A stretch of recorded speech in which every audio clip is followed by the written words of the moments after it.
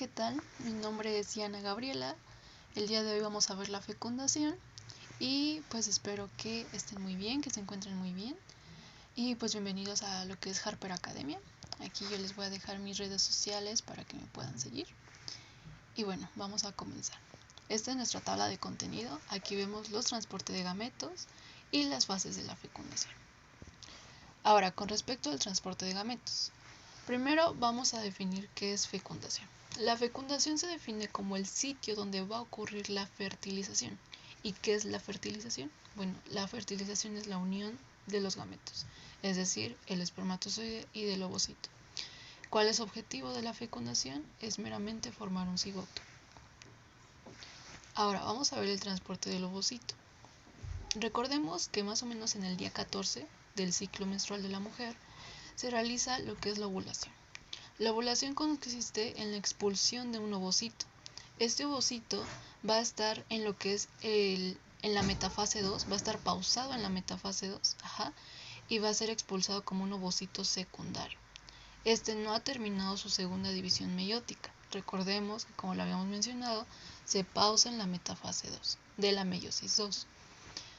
Ahora, una vez que es expulsado este ovocito, va a ser atrapado por las fimbrias. Estas fimbrias a su vez van a ser estimuladas por lo que es el líquido antral o líquido folicular que se libera al momento de la expulsión. Estas fimbrias toman al ovocito y lo van a introducir dentro de las tubas uterinas.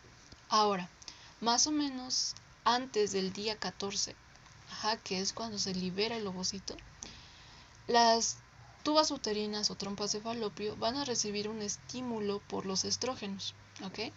Entonces, estos estrógenos ocasionan que en las tubas uterinas haya más cilios y más movimientos peristálticos, movimientos musculares. ¿Eso para qué? Para que el día en el que ovule la mujer pueda transportar de manera más eficaz al ovocito y también ayudarle al espermatozoide a poder transportarse y llegar al sitio donde va a ocurrir este suceso, ¿ok? Que es la fecundación. Ahora, recordemos que la fecundación se da en lo que es la porción ampular de la trompa de falopio. Ahora, con respecto al transporte de los espermatozoides, aquí vamos a tener el tracto reproductor masculino y después vamos a hablar cuál es el transporte ya dentro del tracto reproductor femenino. Aquí recordemos que los espermatozoides se forman en los túbulos seminíferos. Aquí en los túbulos seminíferos van a pasar por estos túbulos rectos, que son los que vemos acá, estos pequeños tubitos. Posteriormente vamos a pasar por esta parte que vemos acá, que es la red testicular.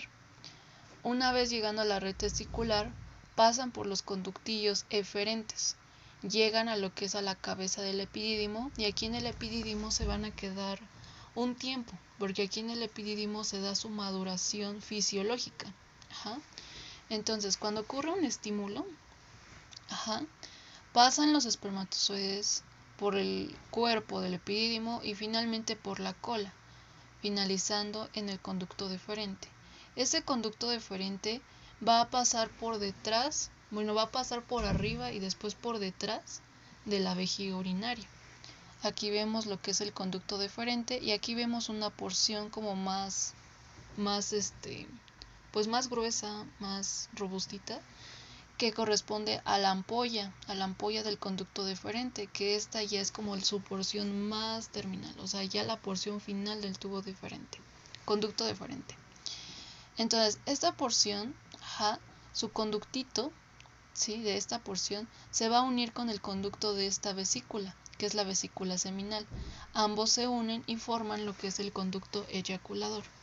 Este conducto eyaculador va a desembocar en lo que es la uretra prostática. Aquí tenemos la próstata y si nosotros hacemos un corte coronal, vamos a poder ver acá el punto de desembocadura del conducto eyaculador. Esta es la uretra prostática. Posteriormente pasa por la uretra membranosa, que es este pedacito que vemos acá, y después por la uretra esponjosa. En su trayecto va a ir como depositándose contenido que va a ser parte del semen, que le va a ayudar al espermatozoide a tener otras propiedades dentro del tracto reproductor femenino.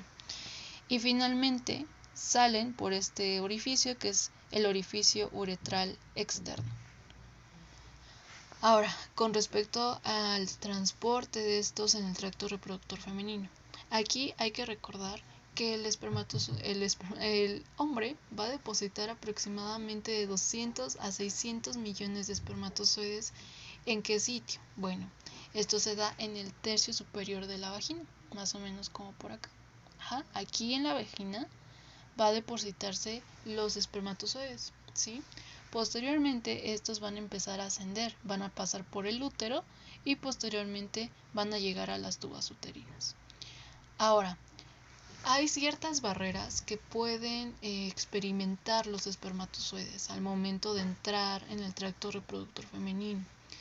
El primero con el que se llegan a encontrar es el pH ácido de la vagina. Aquí hay que recordar que el pH de la vagina es aproximadamente 4.3, es muy ácido. Entonces, en el semen hay un amortiguador. Un amortiguador es aquel que cambia el pH. Este amortiguador va a cambiarlo de 4.3 a 7.2. Si vemos, lo cambió drásticamente de un pH ácido a un pH alcalino o básico. Este cambio es muy rápido, sí, dura segundos porque no puede quedarse tanto tiempo debido a que en la vagina se necesita este pH ácido. ¿Para qué? Para evitar la entrada de microorganismos que puedan causar infecciones vaginales. Entonces, una vez que lanzan este amortiguador, es suficiente este tiempo, aunque dure muy poquito, de hecho dura segundos, para que logren pasar estos espermatozoides al siguiente punto. El siguiente punto que se van a enfrentar es el orificio cervical. Aquí hay que recordar que antes de la ovulación predominan los estrógenos, ¿ok? Estos estrógenos van a ocasionar que el orificio cervical se haga un poco más grande. Aquí tenemos un orificio cervical, Entonces este orificio cervical que se va haciendo más grande va a ocasionar que se vea favorecido el paso de los espermatozoides, ¿ok? Ahora, ¿qué pasa si ya después de la ovulación, más o menos en el día 15 al día 28 del ciclo, este orificio cervical va a empezarse a cerrar, va a comenzar a cerrarse, ¿sí? ¿Por qué? Porque ahorita no nos interesa que pasen los espermatozoides. ¿Y qué hormona está implicada en esto? La progesterona. La progesterona meramente lo que hace es cerrar este orificio cervical, lo hace más pequeñito y los estrógenos lo hacen más grande para que puedan pasar los espermatozoides. Y en el caso de la progesterona, que lo hace pequeñito, lo hace pequeño para que no pasen los espermatozoides, porque ahorita ya no nos interesa que pasen. Ahora, otra barrera es el moco cervical. Antes de la ovulación, el moco cervical es muy, ¿cómo se podría decir? Muy acuoso, muy viscosito, ¿sí? Esa parte viscosita y que sea muy acuoso, muy permeable, ocasiona que los espermatozoides puedan pasar sin ningún problema, ¿sí? Aquí, pues obviamente en esta etapa, cuando predominan los estrógenos antes de la ovulación, queremos que pasen los espermatozoides, ¿ok? Para que cuando ya se libere el ovocito ya puedan encontrarse, Pero ¿qué pasa después que se liberó? Pues aquí recuerden que predomina el estrógeno y los estrógenos hacen este moco cervical más espeso, ¿ok? Al volverse más espeso se hace más duro, entonces, y menos permeable, lo que ocasiona que los espermatozoides no puedan pasar, ¿ok? Es como una barrera que les ponen ahí, un alto, ¿sí? Ahora, este proceso de capacitación es muy importante. ¿Por qué? Porque se les va a conferir la capacidad de fecundar a los espermatozoides. Aquí en la cabecita del espermatozoide, que es en su acrosoma, va a tener glucoproteínas y colesterol. En esta capacitación se les retira esta capa de glucoproteínas y colesterol. También van a sufrir una hiperactivación. Aquí en la hiperactivación, los espermatozoides recuerden que se mueven así, de un lado a lado. En la hiperactivación se van a mover así, ¿sí? Entonces, cuando se mueven así, tienen más movimiento en su cola. Este movimiento va a ocasionar que tengan más fuerza para poder atravesar todas las capas que tiene el ovocito y puedan llegar finalmente al núcleo para poder fusionarse con el núcleo del ovocito y puedan formar finalmente el cigoto. ¿Ok? Esa capacitación tiene una duración de 7 horas aproximadamente y esto se realiza en lo que es la trompa de falopio. ¿Ok? Aquí en la tuba uterina o en la trompa de falopio se realiza este proceso de capacitación y se realiza específicamente en el istmo de la trompa uterina. ¿Ok? Ahora vamos a ver las fases de la fecundación. La primera consiste en la penetración de la corona radiada. Aquí el ovocito va a tener capas. La primera y la más externa es la corona radiada. Posteriormente sigue lo que es la zona pelúcida. Ya posteriormente se encuentra con su membrana y ya finalmente tenemos al ovocito. ¿Okay? Entonces, en esta primera capa, estas celulitas que vemos aquí, estas de color rosa, van a estar unidas entre sí por puentes de ácido hialurónico. ¿Okay? Entonces, ¿qué hace el espermatozoide? En su cabecita, es decir, en el acrosoma, va a tener enzimas. Una de ellas es la hialuronidasa. Entonces, esta hialuronidasa que rompe estos puentes de hidrógeno, que mantiene unidas estas células, lanza su enzima, entonces esto ocasiona que se dividan las células, porque se rompen estos puentes de hidrógeno. ¿Ok? Entonces, esto consiste la primera fase. Ahora, la segunda fase, que consiste en la adhesión a la zona pelúcida. La zona pelúcida es esta como color azul claro que vemos acá. En esta zona pelúcida hay receptores. El más importante es el ZP3. Este ZP3 va a tener o va a ser muy específico para espermatozoides que sean de la misma especie, es decir, de la especie humana. No va a dejar pasar espermatozoides que sean de especies distintas, lo cual sería pues muy raro, pero es meramente, o sea, están hechos para reconocer espermatozoides de la misma especie. ¿Ok? Entonces, también acá el espermatozoide va a liberar sus últimas enzimas. Una de ellas es la acrosina. ¿Sí? Esta acrosina va a liberarse y también va a favorecer que el espermatozoide pueda atravesar esta zona pelúcida junto con la unión al receptor, ¿sí? Que este receptor recordemos que es el ZP3. Posteriormente pasamos a la fase 3, que es la unión y fusión de las membranas plasmáticas del espermatozoide y del ovocito. Aquí, como podemos ver, en esta imagen ya pasó lo que es la corona radiada. Aquí la corona radiada. Posteriormente va a pasar lo que es la zona pelúcida y finalmente vemos acá esto como rosa. Esto rosa que vemos acá, ¿sí? Es la membrana del espermatozoide, su membrana plasmática. Entonces es como si tuviera una capita, una bolsita que lo cubre. Entonces cuando se fusiona con la membrana del ovocito es como si le quitáramos esta bolsita y ya saliera, pues se podría decir, prácticamente desnudo.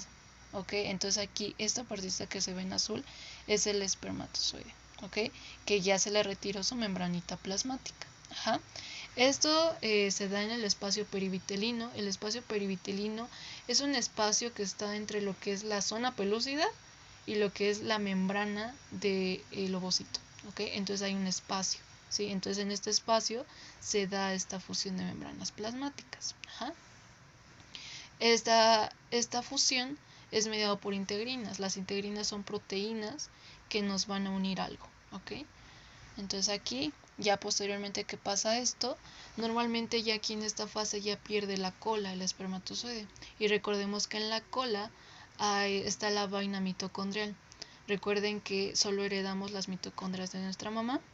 Entonces aquí al heredar las mitocondrias de nuestra mamá es explicado por esto, debido a que se desprende la cola que contiene la vaina mitocondrial, que contiene las mitocondrias del hombre, pero esta vaina mitocondrial junto con la cola del espermatozoide se pierde, se desechan. Entonces es por eso que solo heredamos las mitocondrias de nuestra mamá, por este hecho.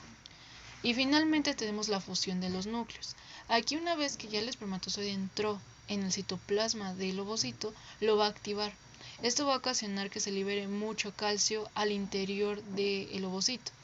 Esta liberación de calcio va a ocasionar que se liberen estos granulitos que están acá.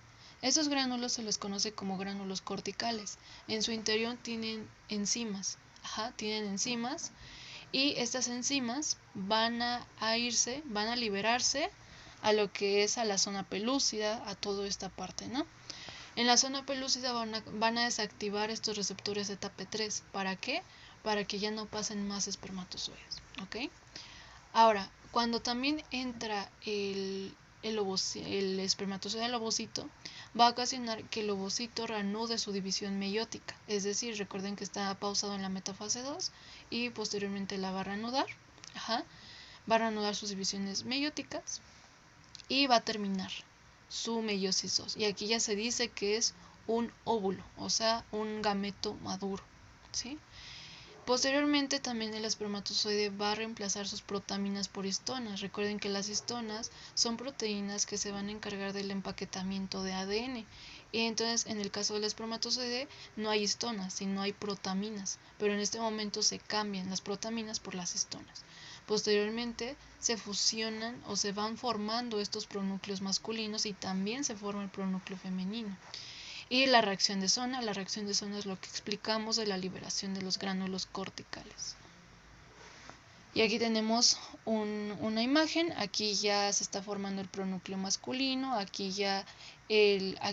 se está terminando sus divisiones meióticas el ovocito, aquí ya está formando su pronúcleo femenino y aquí ya es cuando se están juntando y aquí ya es cuando forman el cigoto meramente. Ahora, la polispermia. La polispermia se define como el paso de más de un espermatozoide al ovocito. Esto no debe de suceder. Entonces, ¿cómo le hace el ovocito para bloquearlo? A través de dos mecanismos, uno lento y uno rápido. El lento es la reacción de zona, que es lo que acabamos de explicar, que es la liberación de estos gránulos corticales que contienen enzimas hidrolíticas y estas enzimas van a inactivar a los receptores ZP3 para que no pasen más espermatozoides. El rápido es la despolarización de la membrana. Aquí al entrar muchísimo calcio, recuerden que entra mucho calcio al interior de la membrana, la despolariza, es decir, que la vuelve más positiva. El interior de esta membrana es de menos 70, pero al ingresar el calcio la hace más positiva y sube a más 10. Pasamos de un potencial de menos 70 a un potencial de más 10. ¿Okay? Entonces esto ocasiona que ya no pasen más espermatozoides y que solo puede entrar uno. Ahora, ¿qué obtenemos finalmente con esto de la fecundación? Pues el ovocito concluye su división meiótica y ahora sí es un gameto completamente maduro. Se restaura el número diploide de los cromosomas. Recordemos que los gametos tienen un número haploide, entonces al juntarse forman un número diploide y ya queda determinado el sexo cromosómico del embrión. Es decir, que si llega un espermatozoide Y se junta con el cromosoma X del ovocito, forman un hombre. Y si llega un espermatozoide con un cromosoma X y se junta con el X, pues forma una mujer, ¿no? Y aquí, al mezclar su material genético, ocasionan una variabilidad de especie, ¿ok? Y pues eso fue todo. Muchísimas gracias por su atención. Aquí yo les dejo las redes sociales de la academia y pues ahí yo les dejé las mías y cualquier cosita pueden mandarme un mensaje por ahí y con gusto les atenderé sus dudas. Y aquí les dejo las bibliografías utilizadas y pues muchísimas gracias por su atención.